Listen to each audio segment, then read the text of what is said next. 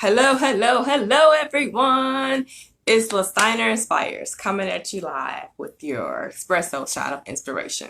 Coming at you lunchtime, noontime, break time, giving you this inspiration in the middle of the day. So, without further ado, let me introduce myself. My name is Listiner Inspires. I am an award-winning author, international inspirational speaker, healing and recovery accountability expert, as well as coach, and founder and creator of Healing is a Journey, a quarterly series of conferences designed to help those who have gone through trauma and abuse start living their best healed life. Thank you all for tuning in. It's a Monday for most of us. Most of you guys, it's probably a holiday off from work if you work in the government or in the school systems in Chicago, where it's Columbus Day. Well, if you're an entrepreneur, you really set your own schedule, so you don't really have a day off on certain holidays, or you can take off a holiday on random days. And so for me, today is not necessarily a holiday, even though I didn't have to get up early to drop my son off for school. I still got up and did some work. And so I wanted to hop on here for a lunchtime bit of inspiration as opposed to early morning, because I figured people who were off were probably just enjoying that time to sleep in, which I did the same. Instead of getting up at 4, I got up at like 7:30. I know it may not seem like sleeping in for most, but for me that is sleeping in. And so I wanted to bring you your inspiration, as I will be unavailable to bring the noontime inspiration at 6:30. So I'm like, let me combine everything all at once and bring it to you noontime. And sorry about that. There was some technical difficulty. So thank you all for tuning in, whether you're tuning in real time or you catch the replay. Make sure if you do catch this replay, I want you to drop in a comment, #replay. Also, I am just super excited about a few things that I have coming up. So I'm going to start with the announcements in the beginning, just in case, people hop off, they can catch a glimpse of what's happening in the Listiner Inspires world. First and foremost, I am super excited that I will be having digital access passes to my third conference that happens September 28th.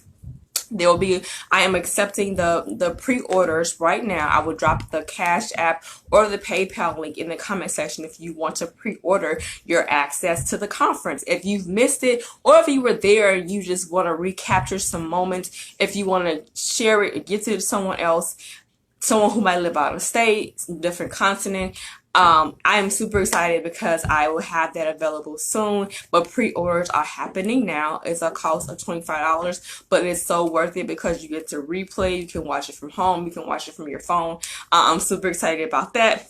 That's the first announcement. Second announcement is that I am launching my Write the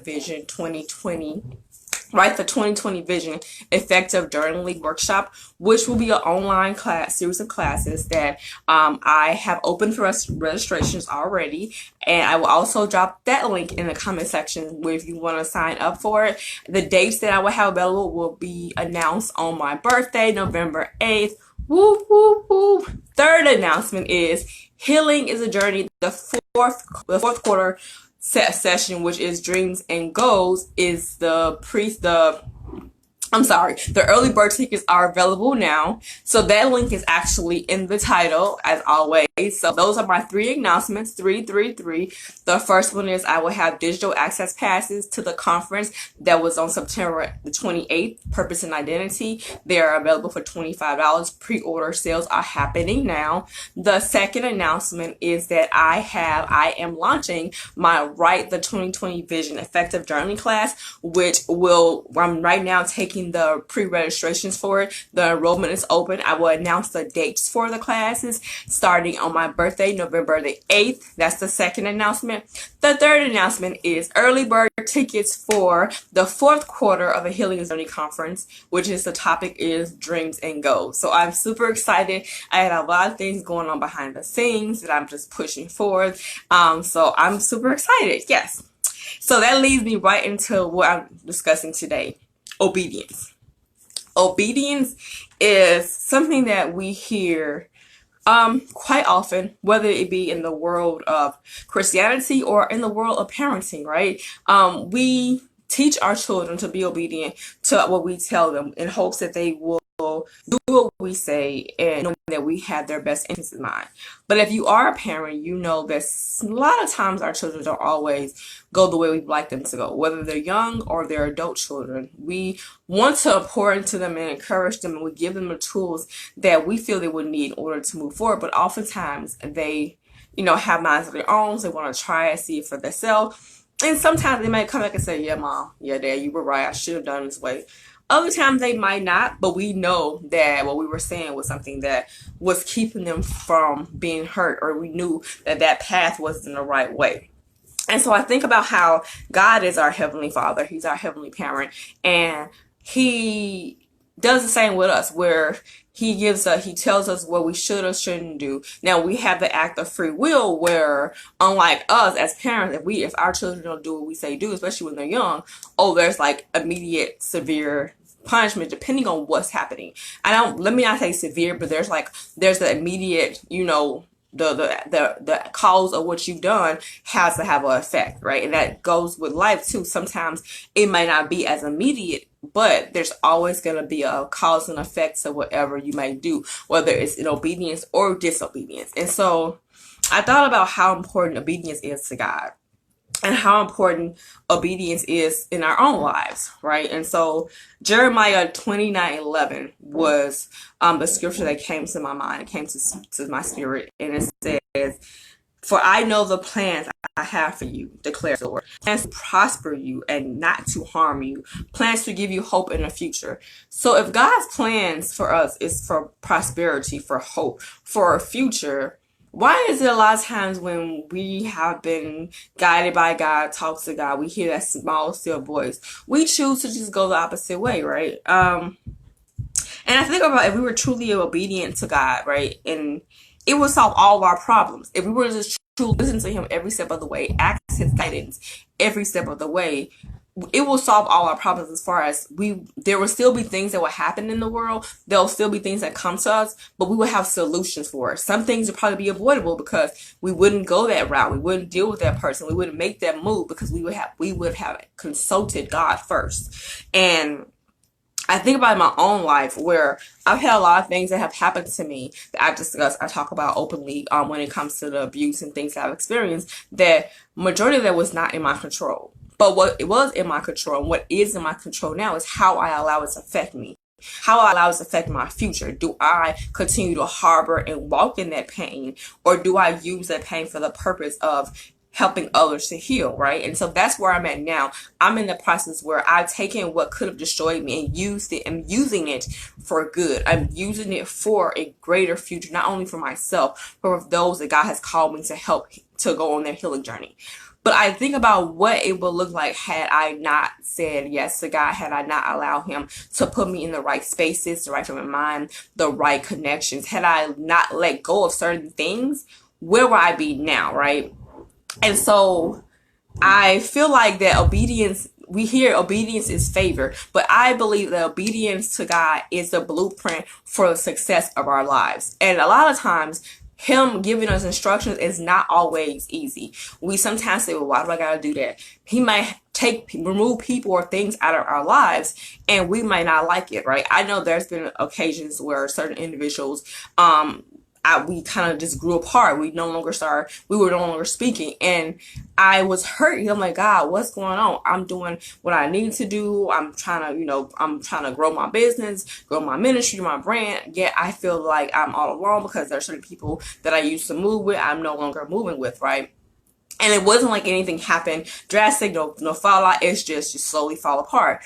But a lot of times, and most of the times, not everyone is meant to go with you on their journey.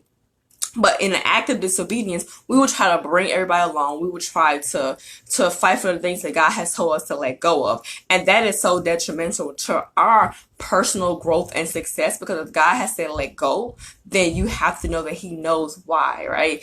And so even with like that small still voice where we go and say, well, man, something told me to do that. That was God. That was your discernment. Or like as we like to say, our intuition, right? When we know in our heart and our gut is telling us, like a gut check is like, that person is not really right. You get the red flags. But you say, oh, I'm gonna give them a chance, right? And at what risk are you giving them a chance? You're risking your future, because if this person is not for you and you're pushing the issue, you're trying to make something out of something that's not for you, what's gonna happen? It's gonna start to shamble and it's gonna affect everything around you. And I've experienced that on more than one occasion, where I wanted something or someone so bad that I just tried to make it work in spite of every red flag I saw, in spite of hearing that small still voice. And sometimes that loud voice like, this is not gonna work. Seeing the signs, yet still trying to make it work, because I just felt like this was it. This is what I want. And unbeknownst to me, God has had and has greater, but I settled because I couldn't see my future beyond my scars. I couldn't see my future beyond my pain. I couldn't see my purpose and future beyond what my past has shown me. And so I continued to walk in disobedience, trying to make my own path, trying to have control of what I assumed was like my life, when in reality, this is a life that God had gifted me with. And I should be trying to ask him which way to go, how to move, what to do, right? And so it wasn't until I told God, okay, I've tried this my way. I've done this my way. I've tried the alcohol, the sex, the wrong partners. I've tried the overeating. I've tried everything to make how I feel either go away or try to deal with it. I need to try it your way, because obviously what I'm doing is not really helping me. It's causing me more harm than good. And the first act of obedience for me, for God, the very first act was when I forgave my mother for what the things that she had done to me. I remember this day. It was like a cold, snowy day. I had just got my first car. This is about maybe 2000 and, I can't even remember what year it was, 2009 or 10. And I remember God telling me, like, go see your mother. She was in a nursing home at the time, and practically literally on her deathbed. And God had me go and forgive her for all the abuse and the trauma and the things that I had experienced by her hands and her words. And I was just like, what? I don't want to go do that, right? And I hesitated because, first of all, I had just got in my car. I had a car accident a year or so prior to that. Because it's actually my second car. And so I was still kind of scared and nervous about driving in the snow, and it was snowing. And so, but I said, you know what, let me go do this, because I felt like I felt this tug in my spirit that I needed to, and I didn't want to know what it felt like if I didn't. So reluctantly but obediently, I did it. I bundled up. I was driving like really slow, because like I said, I was still fearful of driving in certain weather. And well, the first thing I did was the act of obedience helped me to push past that fear I had, right? Because sometimes fear can cause us to be disobedient. When we're stuck in how things might come out or the unknown, it will cause us to be disobedient. So I pushed past that. Went to see her. Mind you, she was like in a semi-coma state, and I remember just seeing her there, being helpless and no longer being afraid of her. If those who don't know my story, I was really afraid of my mother up until like my late 20s. And so that in that moment, that fear started to dissolve, and all I saw was God allowed me to see this hurt woman who had hurt me, because as we know, hurt people hurt other people. And so I felt a sense of sadness for her, for the life that she has to go through and live. And so I, on that moment, forgave her for everything that had happened to me. And I also in that moment forgave myself for living in that shame, or thinking maybe I could have done something different, something better. I could have been a different person. Even the anger that I felt, and knowing but not knowing that literally after I left, maybe some hours later, I get a call from my biological sister, like, our mother passed away. And I knew that was God allowing me to release that, so I wouldn't take the past into my future. But not knowing the magnitude and the impact of that first important act of obedience into the future, the sign you see now, right? So now we fast forward, and I am on my journey of healing, and I'm starting to remember certain things. I'm starting to connect certain things to why I allowed certain things to happen, how I act. And I realized that it was all part of a process and a series of things that I had gone through.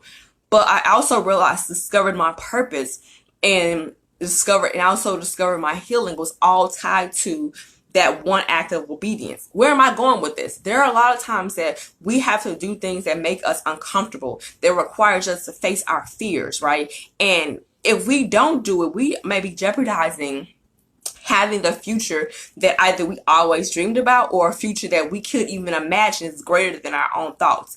And I'm walking and living in what I perceive now as a future that I didn't really know back then.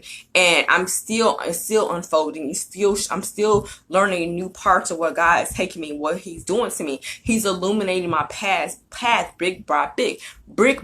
But it started with the simple yet powerful act of obedience. And so I wanted to give you 3 action steps to really understanding and learning how important, and even doing your own process of being obedient to God, right? The first thing is actively seeking God. So the title said, God, obedience is actively listening and trusting. That's a 3 parts. And in order to know God's voice, in order to know when God is talking to you, in order to know His voice amongst the many different thoughts in your head, you have to start actively seeking God, your own personal relationship, sitting down, praying, writing in your journal, reading the Bible, listening to positive, motivational, inspirational things that can unlock the relationship that you need to have with God. When you actively seek God in every aspect of your life, not just go to Him when things go wrong, but earnestly seek Him. Like, I wake up every morning, you hear me talk about this a lot, I call it Jesus in my cup. I have my cup of coffee, I have my journal, and I have my Bible. When I sit down and I intentionally seek to talk to God, I write out in my journal, I talk to Him. And that's me actively seeking Him for guidance. I tell Him about my day. I repent and apologize for certain things maybe that I know I shouldn't have done, because I'm still human and I'm flawed and I'm nowhere near perfect. And then I listen. That's the second thing. Listening to God. Listening and waiting to see what He has to say. Because sometimes we give Him a list of things, right? Like He's a genie. Like, okay, God, I need this money. I need this rent. Fix my child. Fix my blah, blah, blah. We give Him these things and then we get up and go. Can you imagine as a parent, your child just come knocking your bedroom door or comes to you while you're sitting down, Mom, I need $20 for this and that, and then they leave. They don't acknowledge they don't ask you how you're doing. They don't acknowledge your feelings. They don't ask how your day is. They just give you a list of demands and keep going. You will be like, you're not getting none of that. And if they're younger, you're going to be like, you about to get in trouble, because that's disrespectful, right? So that's how God feels when we come and we just dump on Him. And then don't take the time to sit down and hear what He has to say, because He has something to say. Now, granted, He's God and He can speak to anything and anywhere, anyhow. But when you are seeking to level up in your life, when you are seeking to move to greater, that obedience is a process that has to be actively learned and done. And so once you have gone to Him, you've actually seen Him and you start to listen.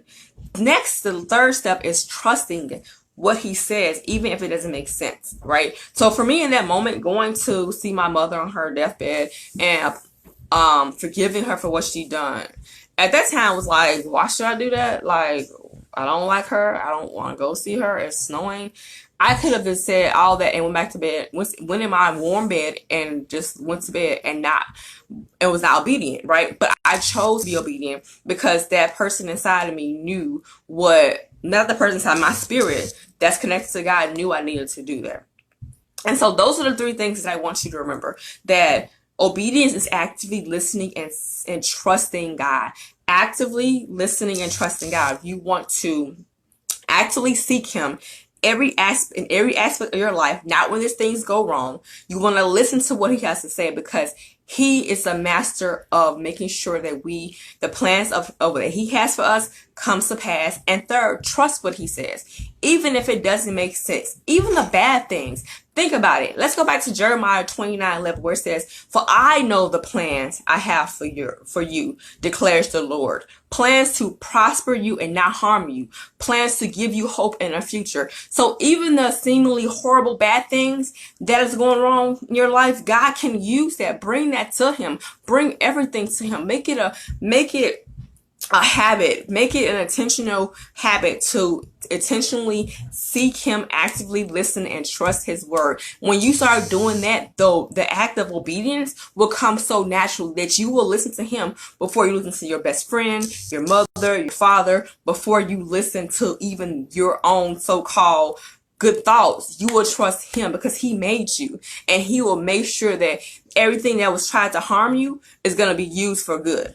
He will make sure of that. I'm a living witness of a lot of stuff that I've gone through could have destroyed me. A lot of things that I experienced, all the abuse that I experienced, I could be somewhere mentally incapacitated. I could be somewhere, just completely out of my mind. But God kept me, and now is allowing me to use that very same story, that very same pain, for the greater purpose of helping others to start their healing journey. So I thank you for tuning in. Make sure you share, because sharing is caring, and you do not know who in your network might need to hear this. I love you guys all. You can also catch the replays of the past espresso shots on my YouTube channel. Make sure you hop on in there and go ahead and hit the subscribe button so you get notifications when there more are uploaded. Have a great day. Blessings. Bye. Hey, Witch, you just missed it. Catch the replay. Love you. Mwah, mwah, mwah.